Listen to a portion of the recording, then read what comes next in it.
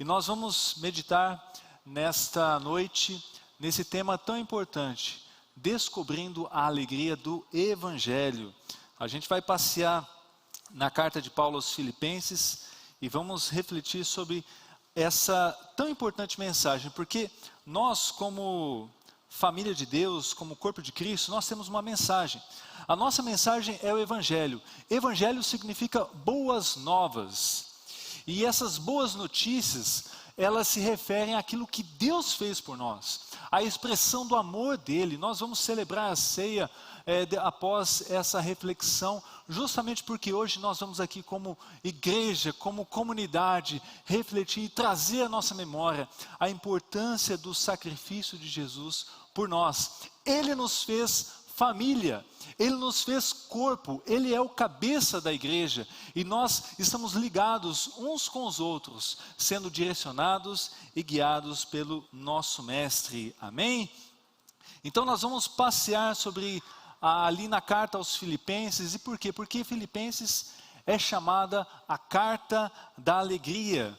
Certa vez eu estava lendo essa carta, meditando nela, e na minha Bíblia eu comecei a destacar ali todas as vezes que eu encontrava a palavra alegria ou regozijo ou algo semelhante a isso. E várias vezes eu fui anotando. E é tão interessante, irmãos, nós pensarmos que Paulo, quando escreveu essa carta, ele estava numa situação de prisioneiro. Ele estava preso lá em Roma, uma prisão domiciliar, e ali vivendo aquela situação, ele não reclamou. A gente vai ver mais à frente isso, mas ele falou sobre alegria. E nessa carta a gente entende Paulo nos explicando muito bem o que é ser igreja. E eu quero pensar com você, a partir desse tema, descobrindo a alegria do Evangelho, em 4 aspectos da igreja. E nós vamos ver que a igreja, ela não é um aglomerado de pessoas, né? A igreja não é um ajuntamento de pessoas. Nós estamos juntos sim, mas temos uma missão, nós temos um propósito e nós devemos viver em unidade. E eu quero pensar nesses 4 aspectos com você. A igreja, uma comunidade unida. Em segundo lugar, a igreja como uma comunidade marcada pela humildade. E também a igreja como uma comunidade alegre. A alegria faz parte da igreja. E por fim, a igreja como uma comunidade de generosidade. Amém? Mas você pode se pensar, Paulo escreveu essa carta para a igreja que estava em Filipos, mas onde fica isso, né? Então Filipos fica justamente onde está esse pontinho verde aí, entre ali próximo à Itália, a Turquia, faz parte da região da Grécia, e na época ali do Novo Testamento, fazia parte da região da Macedônia. E é interessante que ali em Filipos, a gente não tem indícios de que havia uma grande comunidade de judeus, porque não temos relato de uma sinagoga ali. Naquele tempo, quando você encontrava uma sinagoga, era sinal que ali havia uma comunidade de judeus naquela cidade. Mas não é o caso de Filipos. Só que Paulo, ele chega àquela cidade, por quê? Porque ele teve uma visão. Em certa ocasião, Paulo teve uma visão, um homem se apresenta para ele e diz o seguinte: passa a Macedônia e ajuda-nos. Então Paulo foi direcionado por Deus e chegou ali em Filipos, né, que era uma cidade daquela região. E essa cidade, ela recebeu, né, esse nome porque em homenagem, né, a Filipe, pai de Alexandre o Grande, né? E ali você está vendo uma ruína, né, presente ali naquela cidade. E ali, irmãos, nasceu uma igreja. Nasceu uma igreja fruto de um projeto missionário. Paulo, missionário, foi direcionado por Deus, por uma visão, e chegou ali. E ele chega naquela cidade, e ele então encontra um grupo de mulheres piedosas que estavam orando junto ao rio. E uma dessas mulheres é Lídia. Lídia então ouve ali a mensagem do Evangelho, essa boa nova, ela entrega a sua vida a Jesus, e ali há o início do cristianismo naquela cidade. E é interessante que Filipos, em 2016, foi inscrito como patrimônio mundial da Unesco. Sabe por quê? Porque ele foi reconhecido como um testemunho excepcional do início do estabelecimento do cristianismo. Há um reconhecimento de que essa cidade teve uma participação importante no início do cristianismo. Foi uma testemunha ali do início do cristianismo. Mas Paulo então escreve para essa igreja, a igreja que estava ali naquela cidade de Filipos. E a gente observa que há um propósito nessa carta.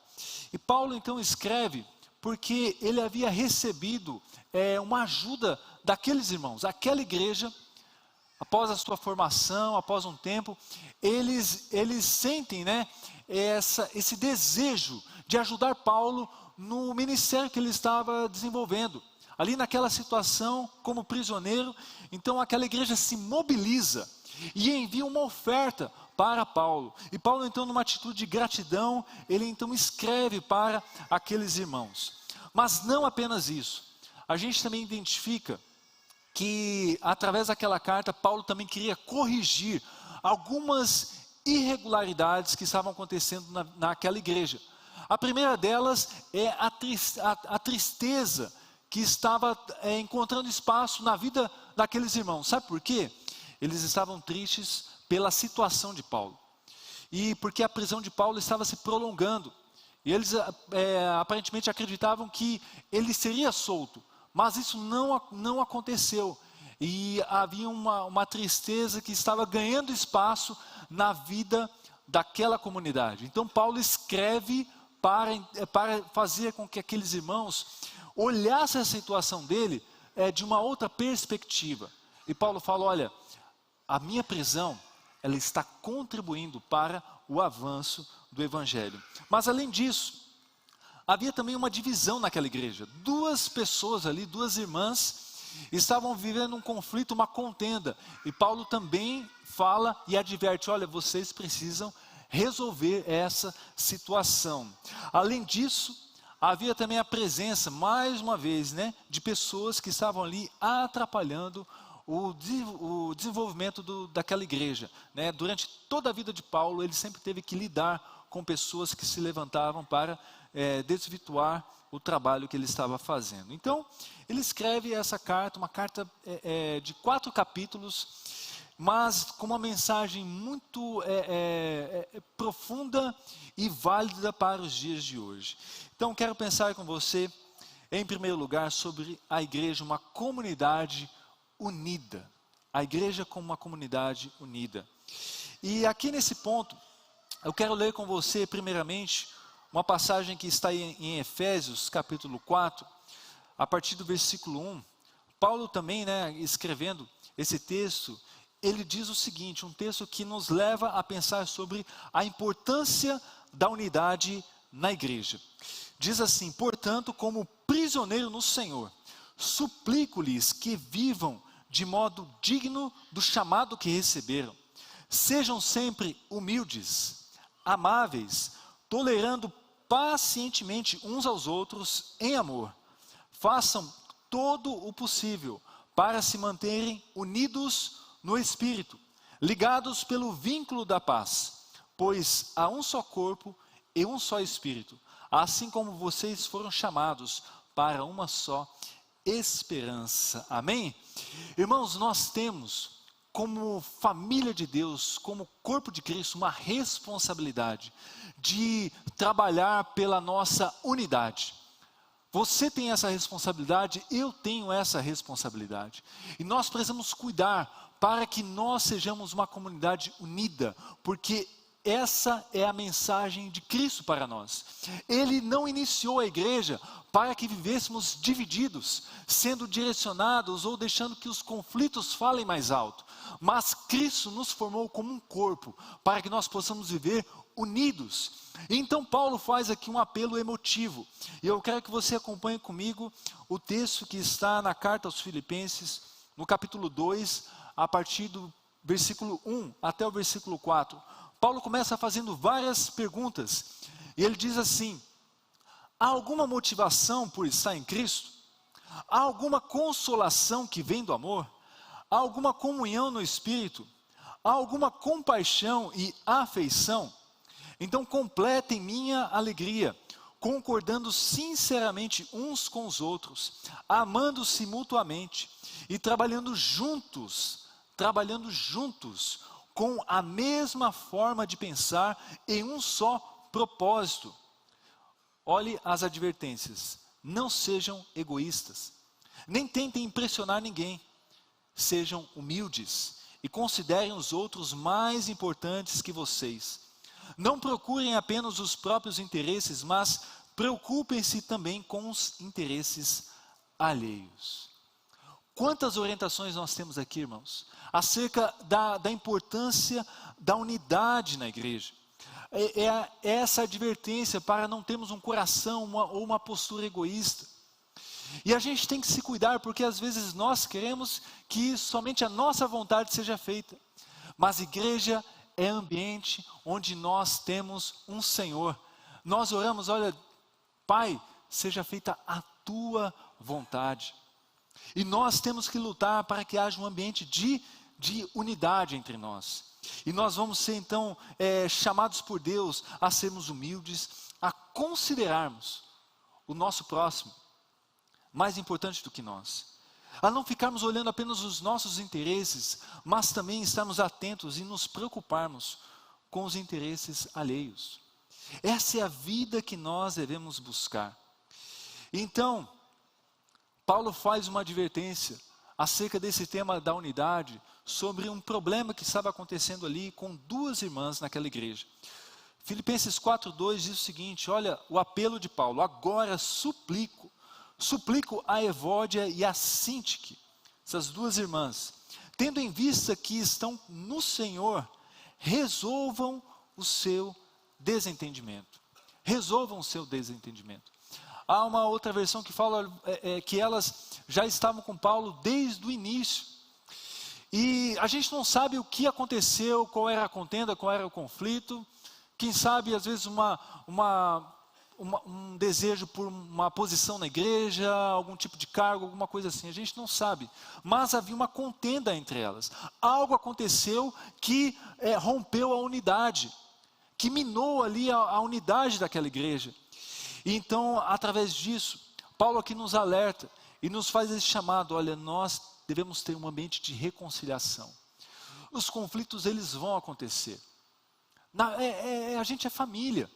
Em algum momento, algo vai acontecer que vai deixar você triste, que vai trazer um desgosto, uma tristeza, mas que você seja guiado não pelas contendas, mas que você seja guiado pelo amor do Senhor sobre a sua vida, por esse desejo, por essa consciência de que nós devemos viver e buscar e lutar pela unidade na vida da igreja.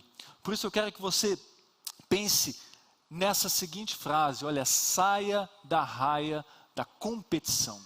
Saia.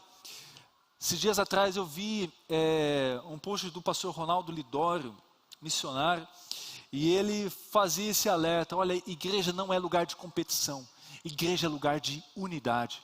Mas às vezes a gente vive assim, né?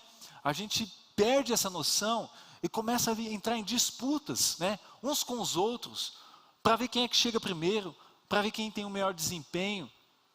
Mas igreja não é isso. Igreja é unidade. Igreja não é um palco de competição. Igreja é um lugar onde somente um nome deve ser engrandecido, o nome de Jesus. E por isso não pode haver entre nós, né, luta por poder, destaque, status espiritual. Mas a gente deve buscar, irmãos, a solidariedade em vez da competição. Essa tem que ser uma marca entre nós. Nós devemos lutar para ter uma unidade viva no meio da igreja do corpo de Cristo. E por isso, irmãos, a verdadeira grandeza, né, do Evangelho, ela está no serviço e na preocupação com os outros, sabe? E por isso a gente tem que buscar construir realmente uma vida em unidade. Porque eu volto a dizer, nós não somos chamados por Deus para ser um aglomerado de pessoas, simplesmente um ajuntamento de pessoas. nós somos chamados para sermos uma família unida, que tem o mesmo propósito e que está em busca do cumprimento da mesma missão. Amém?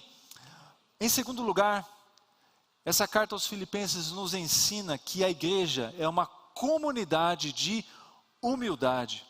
Eu quero que você acompanhe a leitura do texto que está em Filipenses, capítulo 2. Irmãos, essa é uma poesia linda, profunda, um dos textos mais belos da Bíblia, em que Paulo fala do nosso maior exemplo de humildade, que é Jesus Cristo. E eu quero que você acompanhe comigo a leitura desse texto. Paulo diz: tenham a mesma atitude demonstrada por Cristo Jesus.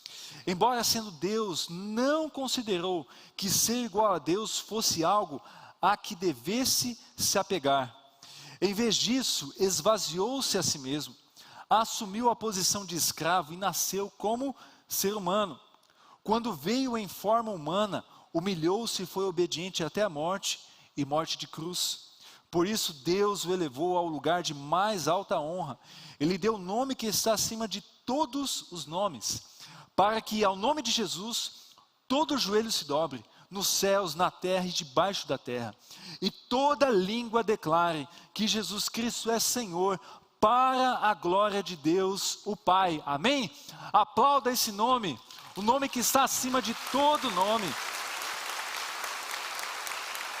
Irmãos, o nome em que um dia todo joelho se dobrará, não haverá ninguém que ficará em pé diante de Jesus Cristo, porque diante do Rei, do verdadeiro Rei, todos irão se dobrar. A esse nome é que nós devemos glorificar. Há uma beleza nesse texto, irmãos, mas ele fala não apenas da glória de Cristo, mas da humildade dele, do grande exemplo dele. E é interessante que Paulo ele faz um relato desses estágios, né? Jesus como sendo Deus, divino, mas ele não se apegou a isso. É como um rei que tira a sua coroa, deixa ali, sai do trono, e ele então se faz e se torna um servo. Ele se fez homem, ele habitou entre nós, ele tomou a forma de servo, ele se encarnou. E não apenas isso, ele humilhou-se, ele aceitou a humilhação e foi obediente, obediente até a morte e morte de cruz. Esse é o nosso modelo. Quando nós falamos de humildade, nós temos quem imitar: Jesus Cristo. Nós temos para quem olhar e ter Ele como nosso modelo maior. A humildade tem que ser uma marca da nossa igreja, da nossa comunidade. Não estamos aqui para exaltar o nosso nome, estamos aqui para exaltar o nome de Jesus Cristo. Por isso, quando nós pensamos no reino de Deus, se alguém deseja ser grande, precisa ser pequeno.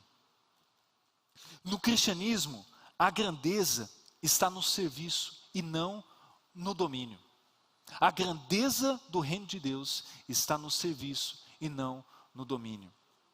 Então nós somos chamados a esse desafio de sermos uma comunidade cristã que tem como marca a humildade, porque Cristo nos deixou esse exemplo.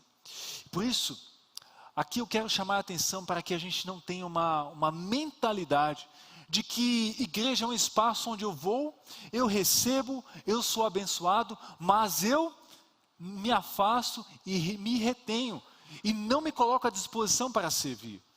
Isso não é ser igreja. Igreja é espaço de serviço, onde nós podemos, como vimos aqui, olha, neste final de semana, culto das mãos cheias, irmãos estão abençoando, investindo. Essas cestas básicas, irmãos, irão chegar em pessoas que precisam dessa ajuda. Mas não apenas isso, você também pode abençoar com aquilo que Deus colocou em suas mãos, com seus dons, seus talentos, com a sua capacidade, com o seu tempo. E eu digo a você, aqui nessa igreja, há espaço para você servir.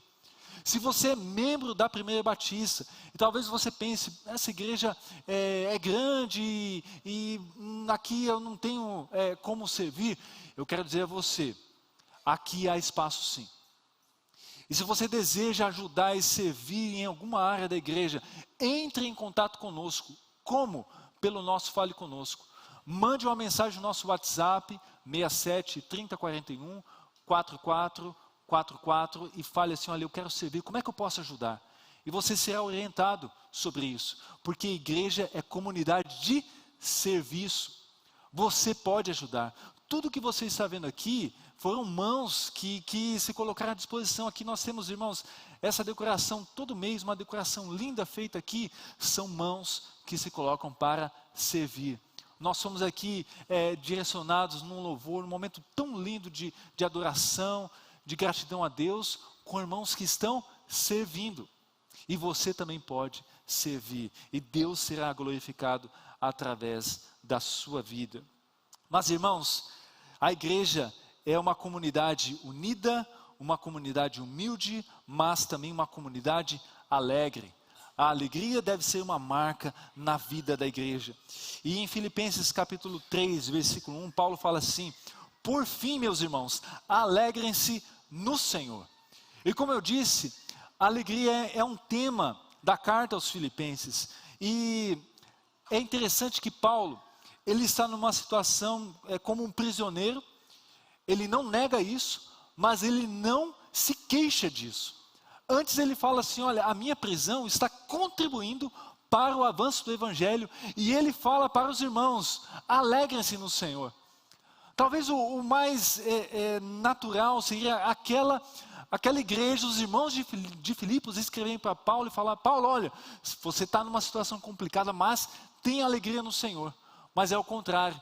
O prisioneiro é que fala e traz uma palavra de ânimo para aqueles irmãos, para aquela igreja que estava lá em Filipos. E isso, irmãos, é uma lição para nós. A gente não precisa negar as nossas dificuldades. Nós não devemos colocar um pano, e esconder, ocultar as nossas lutas. Não é isso. Mas elas não podem criar dentro de nós um coração cheio de tristeza, onde não há espaço para a alegria que vem do Espírito Santo. Paulo então aqui nos ensina: olha, alegrem-se no Senhor. E é interessante que a Bíblia fala lá em Salmos capítulo 16, que na presença do Senhor há plenitude de alegria. A gente também aprende lá em Gálatas capítulo 5, que a alegria ela faz parte do fruto do Espírito. Então, irmãos, essa alegria é algo que Deus produz em nossas vidas, é algo que o Espírito Santo produz na vida da igreja. Isso nos ensina que a igreja não é uma comunidade de pessoas sisudas, emburradas, que ficam se queixando ou que vivem reclamando. Mas eu quero dizer a você: seja uma pessoa cheia da alegria que vem do Espírito Santo. Deixe que essa alegria penetre no seu coração, na sua vida, e transborde, de maneira que outras pessoas sejam impactadas. E perguntem para você: o que você tem na sua vida? Por que mesmo você passando por tanta dificuldade, você consegue ainda ter um sorriso no rosto e demonstrar alegria através do seu viver? Aí você poderá falar: olha, essa alegria não vem de mim, essa alegria vem do meu Cristo, daquele que transformou a minha vida. E você também pode ter essa alegria. Irmãos, nós temos esse desafio de sermos uma comunidade onde a alegria é uma marca presente e constante nas nossas vidas. Amém? A alegria é um resultado, irmãos, da fé e do testemunho do Espírito Santo nas nossas vidas. E nós devemos buscar viver isso de maneira genuína. Mas, por fim, o último aspecto que eu quero trabalhar nessa noite é a igreja como uma comunidade de generosidade. A igreja como uma comunidade de generosidade. Acompanhe comigo a leitura de Filipenses capítulo 4, a partir do versículo 15, diz assim: como sabem, Filipenses, vocês foram os únicos que me ajudaram financeiramente quando lhes anunciei as boas novas pela primeira vez e depois segui viagem saindo da Macedônia. Nenhuma outra igreja o fez. Até quando eu estava em Tessalônica, vocês enviaram ajuda em mais de uma ocasião. Não digo isso porque quero receber uma oferta de vocês. Pelo contrário, desejo que sejam recompensados por sua bondade. Paulo escreve então essa carta com motivo de gratidão também por aquela igreja. E é interessante que aquela igreja enviou não apenas uma vez, mas 2 vezes ofertas para Paulo. E eles não fizeram assim, olha, vamos levantar aqui cada um que você tem uma sobrinha e vamos enviar para ele. Não, eles se mobilizaram e se movimentaram para dar uma oferta generosa para o apóstolo Paulo. E ele até falou, olha, tá sobrando aqui porque vocês me abençoaram tanto. Irmãos, mas o foco aqui não é na questão do valor que eles deram, mas é primeiramente na atitude daqueles irmãos. Porque a generosidade, ela é expressa através das nossas atitudes, mas ela tem início no nosso coração. A verdadeira generosidade, ela começa dentro de nós. E então, Paulo destaca isso, e ele agradece àquela igreja, mas quando nós olhamos para o exemplo daquela igreja em Filipos, nós também devemos pensar sobre as nossas vidas. Será que também nós temos um coração generoso? Será que Deus pode contar com as nossas mãos, com os recursos que Ele tem nos dado? Irmãos, nós podemos agradecer a Deus, engrandecer o nome dEle e demonstrar a nossa fé em Cristo Jesus através da nossa generosidade. E nós temos esse privilégio, irmãos, de investir na obra de Deus, a partir do exemplo que nós temos no próprio Senhor. Deus entregou o melhor dele por nós. Jesus Cristo se entregou por amor a nós. E nós temos como exemplo, a partir do exemplo que nós temos em Cristo Jesus, nós também devemos ser uma comunidade marcada pela generosidade. Por isso eu desafio você a ser um cristão, um homem, uma mulher de Deus generoso. Generoso com aquilo que Deus tem colocado em suas mãos.